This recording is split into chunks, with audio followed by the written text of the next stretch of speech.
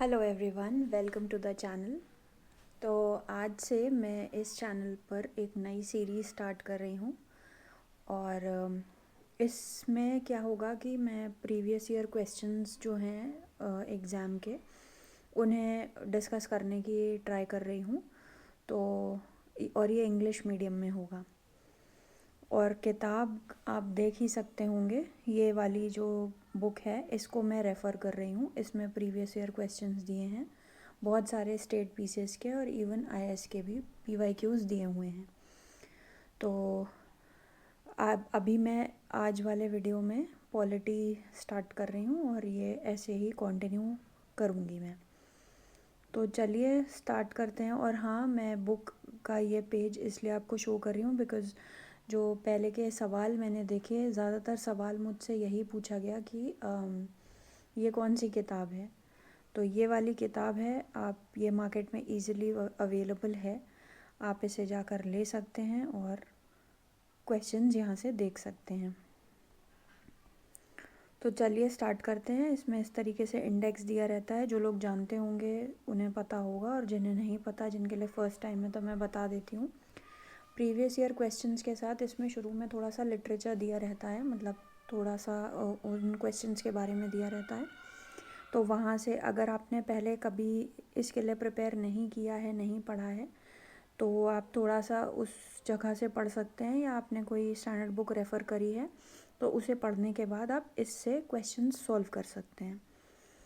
और इतने सारे एग्ज़ाम्स इसमें इंक्लूड किए गए हैं जिससे क्वेश्चंस लिए गए हैं, तो आप ये देख सकते हैं। तो चलिए स्टार्ट करती हूँ मैं। सबसे पहला जो सवाल है वो मतलब सबसे पहला चैप्टर जो है वो है कॉन्स्टिट्यूशनल डेवलपमेंट ऑफ इंडिया के बारे में। तो इसे दो पार्ट्स में डिवाइड किया गया है। एक 1857 दैट इज़ 1857 के पहले और 1857 के बाद के डेवलपमेंट्स टिल 1947 तक। तो फर्स्ट वॉर ऑफ इंडिपेंडेंस हुआ था 1857 में, इसलिए इसको, और बहुत सारे मेजर चेंजेस हुए थे, इसलिए इसको ऐसे दो पार्ट्स में डिवाइड किया गया है। ठीक है, तो चलिए स्टार्ट करते हैं। तो यहाँ पे आप देख सकते हैं कि 1773 से लेकर 1853 तक का टाइमलाइन है और दूसरा 1858 से 1947। पूरा लिटरेचर मैं अभी नहीं आपको बता रही हूँ बिकॉज़ फिर थोड़ा सा मोनोटोनस हो जाएगा और टाइम ज़्यादा लगेगा।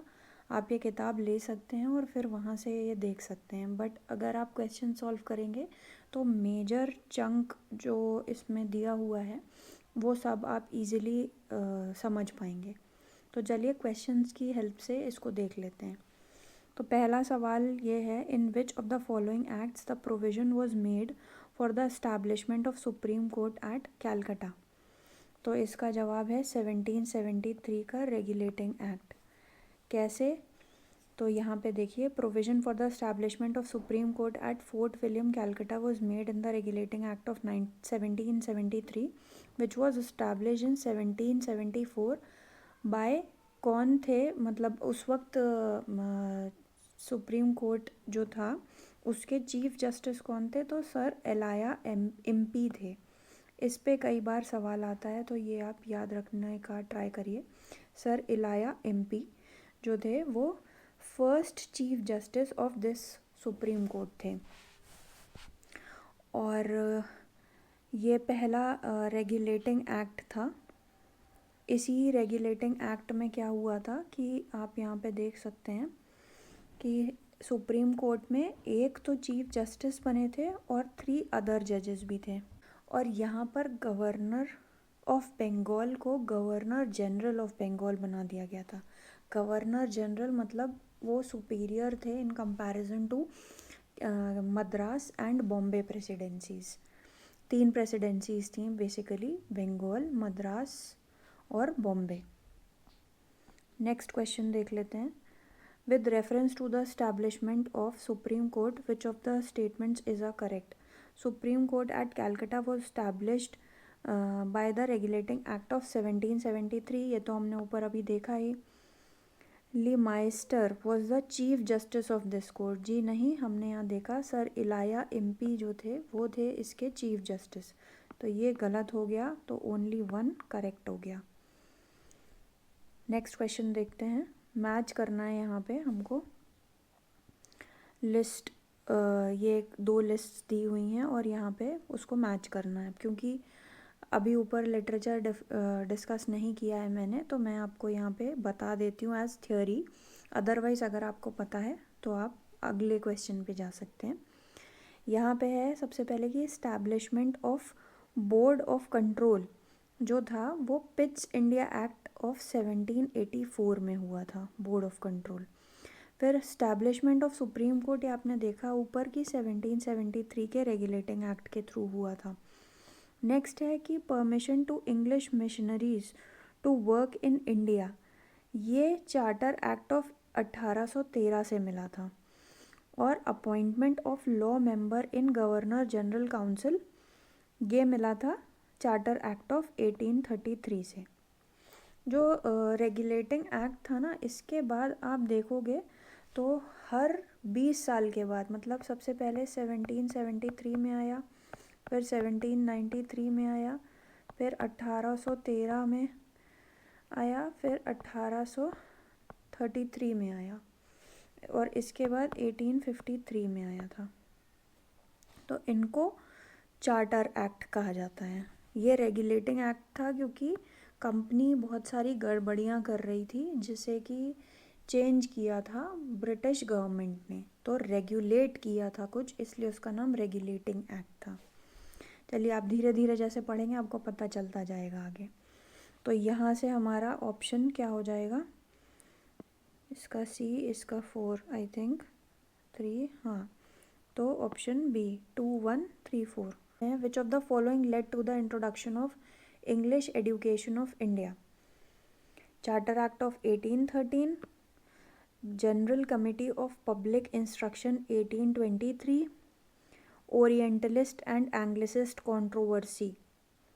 तो इसमें ऑप्शन डी दिया है। इसका क्या एक्सप्लेनेशन है? East India company discouraged orientalist education system. Oriental मतलब जैसे चीन और इंडिया को ओरिएंटल कहा जाता है कि मतलब ट्रेडिशनल से आप समझ सकते हैं, थोड़ा सा ट्रेडिशनल यहाँ पे सिस्टम ऑफ एजुकेशन था। वेदास और उपनिषदास पढ़ाए जाते थे, बट जो ब्रिटिश एजुकेशन सिस्टम था वो थोड़ा सा नवीन था। वहाँ पे नई नई चीज़ें, मैथमेटिक्स है या लैटिन है, लैटिन क्योंकि वो वहाँ यूज़ होती थी, उससे कुछ इंडियंस का फ़ायदा नहीं होना था, बट एनीवेज ये सब पढ़ाया जाता था। तो यहाँ का क्या था कि ईस्ट इंडिया कंपनी ने डिस्करेज किया orientalist education system and promoted western education system. In Charter Act of 1813, there was also a provision that company should invest 1 lakh every year, rupees 1 lakh every year on the education of Indians. In 1823, General Committee of Public Instruction was constituted, which has responsibility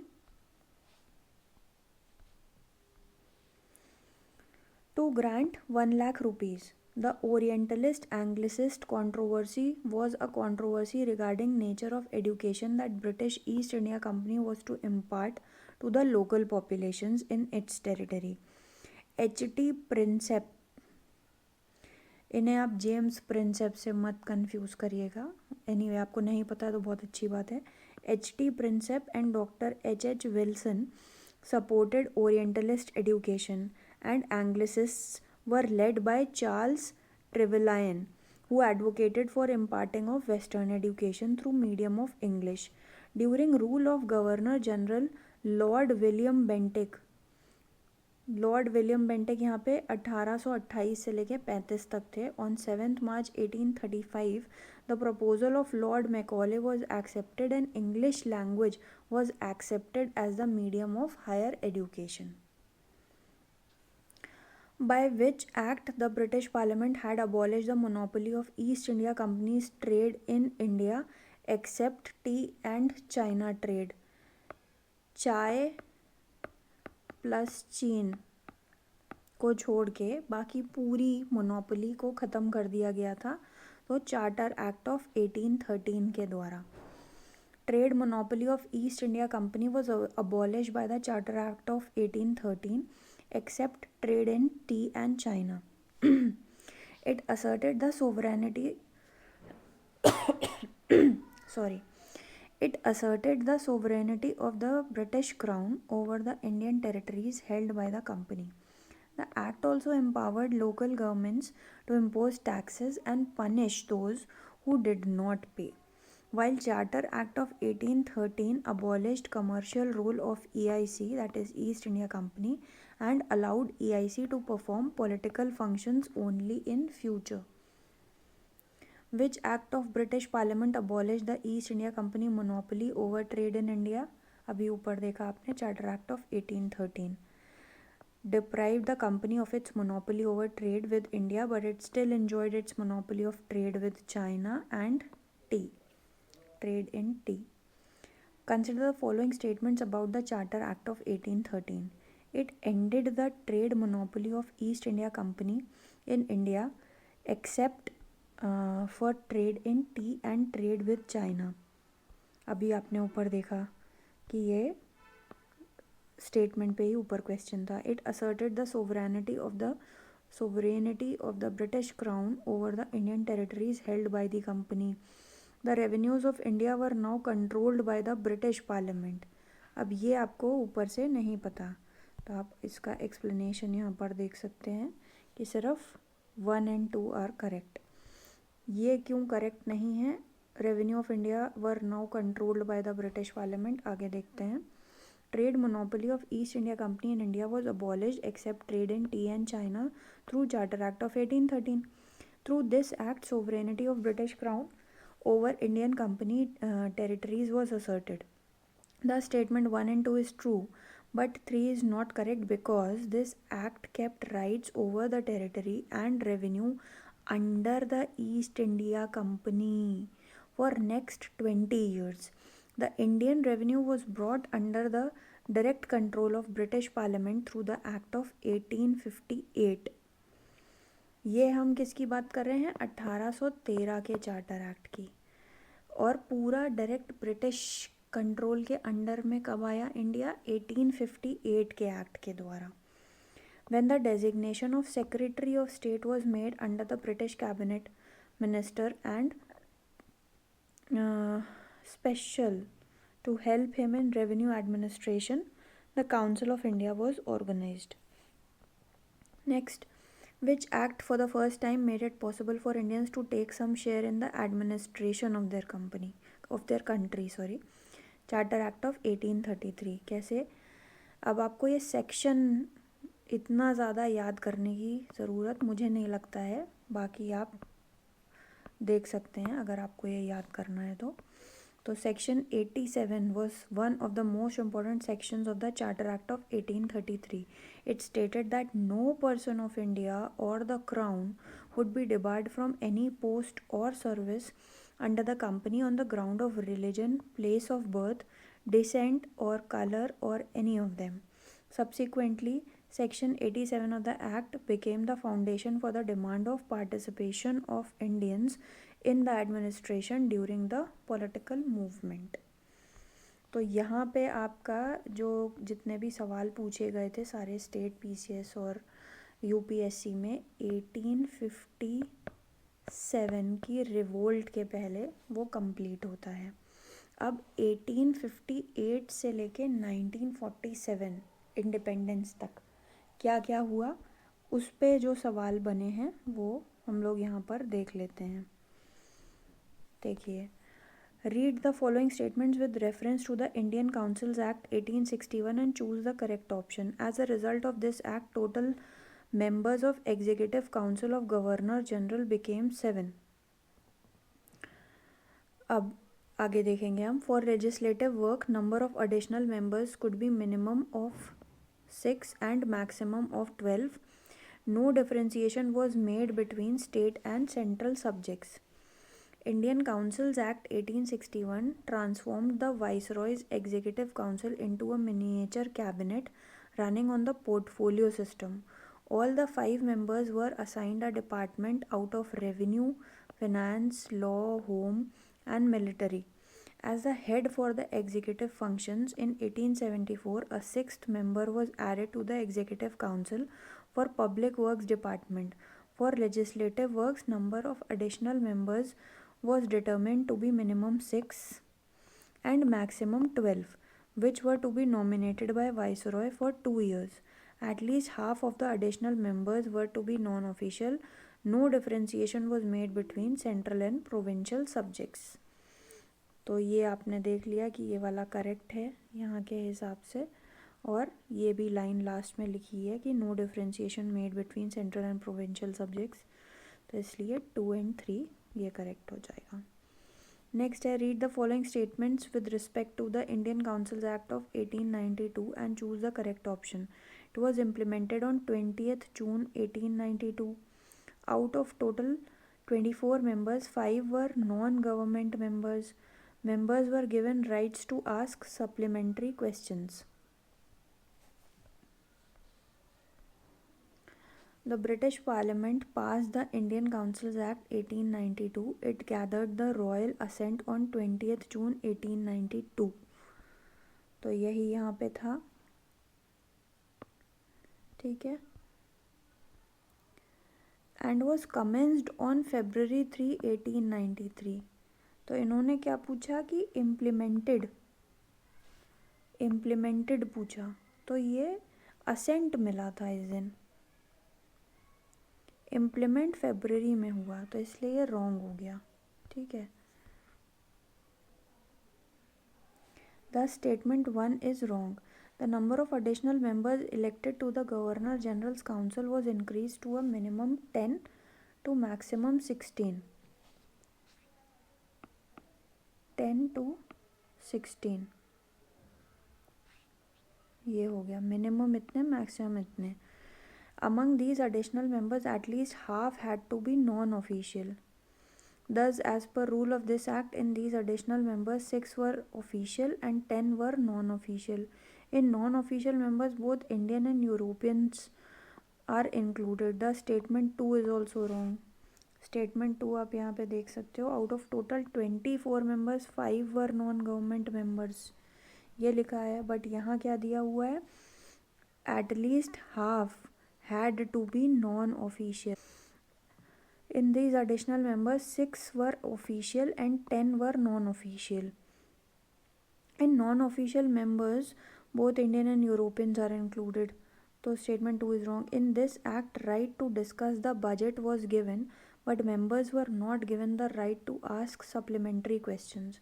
Thus, statement 3 is also wrong. Right to ask supplementary questions नहीं दिया था, सिर्फ right to budget दिया था, ठीक है. Discuss the budget was given, मतलब of course budget तो वो लोग एलोकेट करेंगे, बट उस पर डिस्कशन आप कर सकते थे, मतलब लोग कर सकते थे, लेकिन सप्लीमेंट्री क्वेश्चंस नहीं पूछ सकते थे. ये था Charter Act, Indian Councils Act of 1892. Next is, under which of the following act Legislative Council of India received the power to discuss the budget? अभी आपने देखा Indian Council Act of 1892. Increase the functioning of the Legislative Council. The council was given the power to discuss the budget, but not the power to vote. The act permitted addressing questions to the executive with prior notice of 6 days, but the power to ask supplementary questions was not given in 1892. Which of the following act provided for communal representation in British India? Minto-Morley reforms of 1909. एक 1909 के Minto Morley reforms होते हैं, और 1919 के Montagu Chelmsford reforms होते हैं. तो ये भी बहुत इम्पॉर्टेंट है. Indian Councils Act 1909 introduced a separate electorate for communal representation to the Muslim community and thus sowed the seeds of separatism that eventually led to the partition of the country. Next, The Act of 1909 was associated with introduction of separate electorate, by which of one of the following acts was the Federal Court in India created. Federal Court of India was established on 1st October 1937 by the Government of India Act 1935. Sir Maurice Goyer was its first Chief Justice. Hence option D is correct. 1937 में The Federal Court of India was established in which of the following year? 1937. Under which of the following acts diarchy was introduced at central level? क्या पूछ रहे हैं? Dyarchy, और कहाँ? Central level पे. चलिए देख लेते हैं. गवर्नमेंट ऑफ इंडिया एक्ट 1935 में क्या हुआ था? Diarchy was introduce at the central level. Provincial diarchy as envisaged in the government of India act 1919 was abolished. Central subjects were divided into reserved and transferred subjects. Government of India Act 1935 proposed to set up All India Federation comprising of the British India provinces and princely states. तो इसका answer C है, ये आपने देख लिया होगा. The supremacy of the British Parliament remained intact होना चाहिए. हाँ, intact ही है ये. Intact under the Government of India Act of 1935. Burma was separated from India with effect from April 1937. Government of India Act 1935 abolished the Council of the Secretary of State for India, which was created in 1858. First war of independence के बाद ये establish किया गया था secretary of state को, जो कि government of India Act 1935 में हटा दिया गया. Federal code of India was establish on 1st October 1937. Sir Morris GoAir was it's first chief justice. Central Federal Bank was established under this act, which was later known as the Reserve Bank of India. Which of the following acts set up diarchy system at the central level? अभी आपने पीछे देखा 1935 Government of India Act से. Which of the following are the principal features of the Government of India Act 1919? ये कौन से हैं? Montagu, Chelmsford reforms.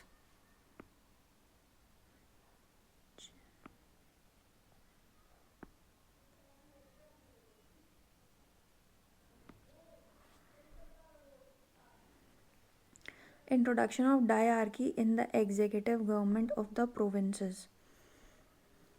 Introduction of separate communal electorates for Muslims. Devolution of legislative authority by the center to the provinces. तो separate electorates आपने पीछे देखा कि वो 1909 में हुआ था. यहाँ पे क्वेश्चन था ना, इन 1909 में separate electorate for communal representation to the Muslim community. यहाँ पे हम 1919 की बात कर रहे हैं, तो ये वाला नहीं होगा, ये दोनों होंगे. तो ये आंसर होगा. Government of India act 1919 was passed by the British parliament. The act embodied the reforms recommended in the report of the secretary of state for India, Edwin Montagu, and Viceroy Lord Chelmsford. This act provided for the introduction of a dual form of government in provinces known as diarchy. Dual form of government in provinces. इसके पहले हमने क्या बात करी थी? Diarchy at central level. The subjects of administration were divided into two categories: reserved and transferred list. Reserved subjects were kept under provincial governors and their executive council, while transferred subjects were kept under ministers responsible to the provincial legislature. The distribution of powers between the centre and provinces was done in the form of federal and provincial subjects. जैसे आज भी होता है union list, state list, concurrent list, वैसे ही यहाँ पे था. The distribution of powers between centre and provinces was done in the form of federal and provincial subjects. As far as the question of a separate electoral system for Muslims is concerned, the provision had already been made by the Act of 1909. The Government of India Act 1919 continued this provision and also extended it to Sikhs, Europeans, Indian Christians and Anglo-Indians. 1909 में separate electorate जो था वो सिर्फ Muslims के लिए था, लेकिन यहाँ पे 10 साल बाद 10 years के बाद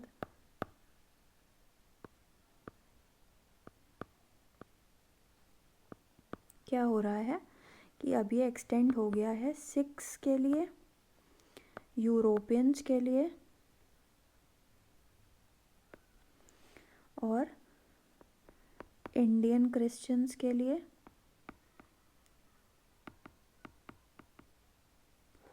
और एंग्लो इंडियंस के लिए।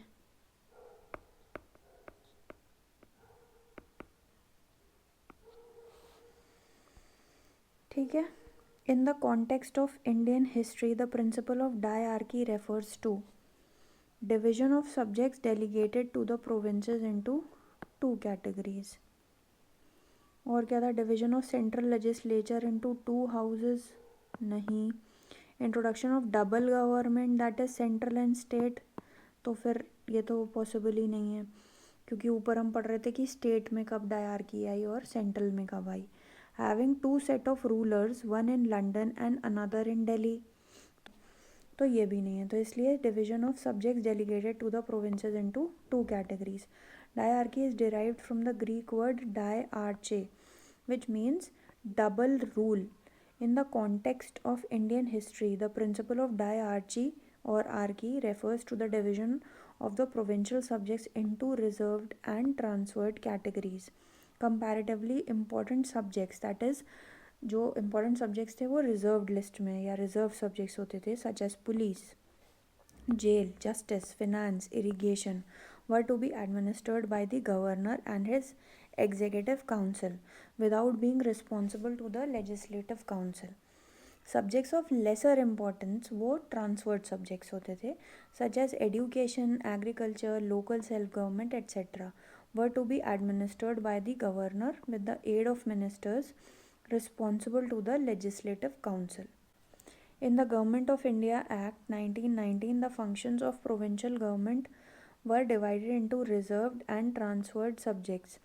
Which of the following were treated as reserved subjects? इसमें से administration of justice, local self government हमने यहाँ पे देखा ये कि ये ट्रांसफर्ड सब्जेक्ट में थी, तो ये तो नहीं होगा. तो जिसमें भी 2 है वो वाला नहीं होगा, तो ये करेक्ट आंसर हो गया सी. Government of India Act introduced diarchy at the provincial level. The provincial government subjects were separated into two divisions, reserved and transferred. Subjects under the transferred list are local self-government, public works, health and sanitation, industrial research and education. Subjects included under reserved lists are judicial, administration, press, land revenue, forest, water, labor dispute settlement, agriculture, loans, police and prisons. Thus option C is correct. Which act established the diarchy system in the provinces? Government of India Act 1919. Also known as Montagu-Chelmsford reforms, was passed by the British Parliament with objective of the gradual introduction of responsible government in India. It introduced a system of dual government at the provincial level. Subjects were divided into two categories. Reserved, these included important areas like law and order, finance, land revenue and irrigation. These remained under the direct control of the British governor and his executive council. Transferred subjects, these included less critical areas like education, health, public work and agriculture. This dual system of governance was known as diarchy, a term derived from the Greek word diarche, which means double rule.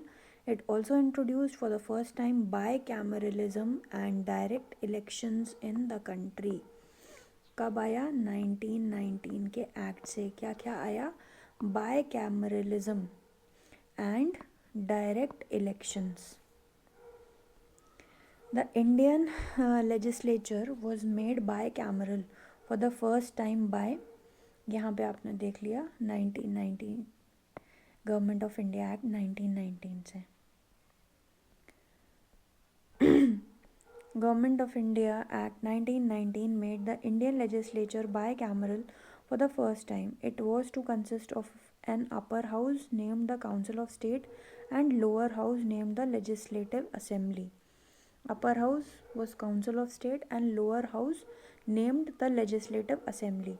Council of State was composed of 60 members, of whom maximum 20 members could be official in accordance with the Section 18 of the Government of India Act 1919. Lower house was called the Central Legislative Assembly. Under Section 19 of this Act, it originally provided for 140 members with 100 elected and 40 nominated. It is noteworthy that under the rules made for the implementation of the 1919 Act, provision was made for 60 members with 33 elected and 27 nominated in the Council of State, while the number of members of the Central Legislative Assembly was increased first to 143, उसमें से 102 elected and 41 nominated, and then to 145, 104 elected and 41 nominated. It is notable that one member in each house was elected from Berar out of the nominated members. Due to a member from Berar being nominated as a result of an election held in Berar, it had been included in the number of elected members in many mentions. Which of the following acts introduced a bicameral legislature at the center? 1919 Act. Consider the following statements. The Montagu-Chelmsford reforms of 1919 recommended granting voting rights to all the women above the age of 21. ये तो हमने कहीं नहीं देखा. The Government of India Act of 1935 gave women reserved seats in legislature. देखते हैं. In 1918, when Britain granted limited suffrage to women property holders, the law did not apply to British citizens in other parts of the empire. Despite the All India Women's Deputation led by Sarojini Naidu to Edwin Samuel Montagu, then Secretary of State, India women's demands were ignored in the Montagu-Chelmsford reforms. ये कब हुए थे? 1919 में. तो women were not granted voting rights ही होगा यहाँ पर, sorry, voting rights nor the right to stand in elections. The Government of India Act 1919 allowed provincial councils to determine if women could vote, provided they met stringent property, income or educational levels. Hence, Statement 1 is not correct, Statement 2 is correct, as the Government of India Act 1935 extended the principle of communal representation by providing separate electorates for depressed classes, that is, scheduled caste, women and labourers, that is, workers. With reference to the Indian Civil Services, which of the following statements is correct? Government of India Act 1919 provided for a separate examination for the Indian Civil Service which was to be held in India. In the Indian Civil Service in 1941, the percentage of Indians was more as compared to Europeans. Correct. Both statements are correct. Following Lord Macaulay's report of the Select Committee of the British Parliament, the concept of merit-based civil services in India was introduced in 1854. For this purpose, Civil Services Commission was set up in London and competitive examinations started in 1855 in the London itself. Government of India Act 1919 provided for a separate examination for the Indian Civil Service which was to be held in India, started in 1922, first in Allahabad and later in Delhi. In 1941, the Indian Civil Service, the percentage of Indians was more as compared to Europeans. By which of the following acts the system of Chamber of Princes with 120 members was created? Act of 1919. According to the Act of 1919, the system of Chamber of Princes with 120 members was created. Chamber of Princes was established by King Emperor George V's proclamation on 23rd December 1919. After the Government of India Act 1919 was given royal assent, Chamber was formed to provide a forum in which the rulers of the princely states of India could voice their needs and aspirations to the colonial government.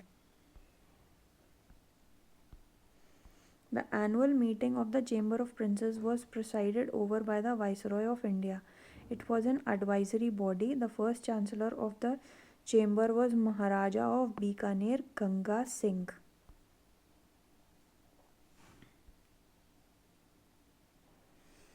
Which of the following elections of the Central Legislative Assembly was held under the Government of India Act 1919? 1919, 1926, 45. According to the question, in the year 1926 and 1945, the election of Central Legislative Assembly was held under the Government India Act of 1919. In which year the last election of Indian legislature under the Government of India Act 1919 was held? Under the Government of India Act 1919, last election of Indian legislature was held in the year 1945. Power of the President to issue ordinance is a relic of government of India Act 1935. आप देखेंगे जो आजकल practices हो रही हैं ज़्यादातर government of India Act 1935 से derived है. Although in British India the Viceroy was empowered to promulgate ordinance without the permission of Legislative Council under the Indian Council Act 1861, however, the President's power to promulgate ordinance, that is Article 123, was inspired by Section 42 of the Government of India Act 1935. Which of the following acts introduced the principle of constitutional autocracy? Indian Councils Act of 1909, Government of India Act of 1919, Government of India Act 1935, India Independence Act of 1947. Principle of constitutional autocracy was introduced by the Government of India Act 1935. This act vested the executive authority of provinces in the governors and of centre in the Governor General on the behalf of the Crown. Distribution of power between centre and states as in the Constitution of India is based on which of the following plans? 1909, 1990, 35 or 47. The separation of power was made by the Government of India Act 1935. It divided the legislative powers between the central and provincial legislatures and replaced diarchy in provinces with diarchy at the centre. The Act also envisaged establishment of Federation of India made up of both British India and some of the princely states. However, this part was never implemented. One amongst the following was not a salient feature of the Government of India Act 1935. The Act provided for an All India Federation. Residuary subjects were allocated to provincial legislature. It marked the beginning of the provincial autonomy. It abolished diarchy at the provincial level and introduced it at the centre. Residuary subjects were neither allocated to the central nor provincial legislature. Residuary powers were vested in the Viceroy, that is Governor General. Thus, B is not a salient feature of the Government of India Act 1935. Which among the following introduced the provincial autonomy in British India? Cabinet Mission, Simon Commission, government of India Act 1935 और 1919. तो अभी ऊपर आपने देखा government of India Act 1935. The provincial autonomy in British India was initially introduced by Government of India Act 1919, in which central control over provinces was relaxed by separation of central and provincial subjects. It also separated provincial budgets from central budget and authorized provincial legislatures to enact their budgets. Government of India Act 1935 further extended and established the provincial autonomy.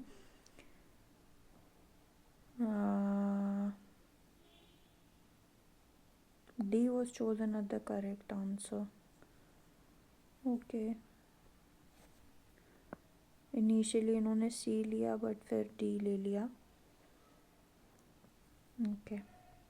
A federal system and diarchy at the center was introduced in India by 1935 Government of India Act.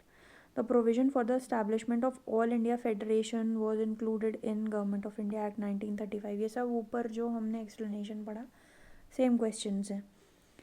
Which one of the following acts provided for a federal polity in India? Government of India Act 1935.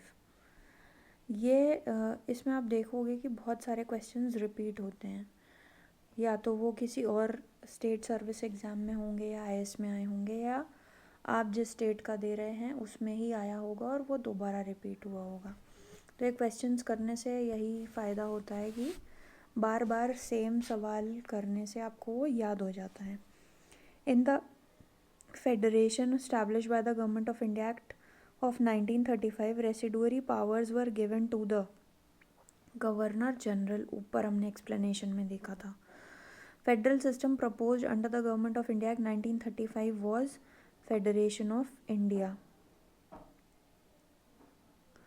Which one of the following is not an important and permanent constituent in the constitutional history of India as adopted in the Government of India Act 1935? Written constitution, elected representatives responsible to the legislature, envisaging a scheme of federation, nomination of official members to the legislature. Provision for a written constitution for the country was not mentioned in the Government of India Act 1935.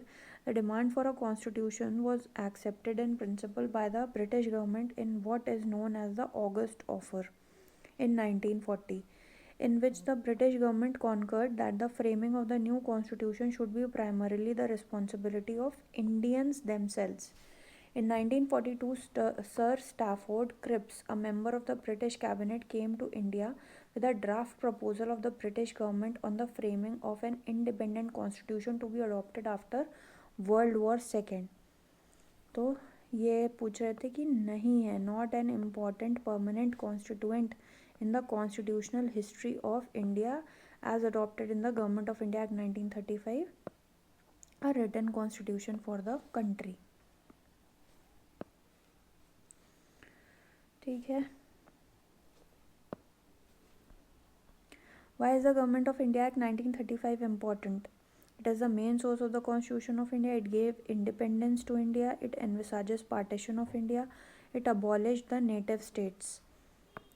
So it is the main source of the Constitution of India. Government of India Act 1935 is an important source for the Constitution of India. Many provisions of the Indian Constitution like federal government, diarchy at the center, distribution of power between center and states, and establishment of a federal court have been taken from it.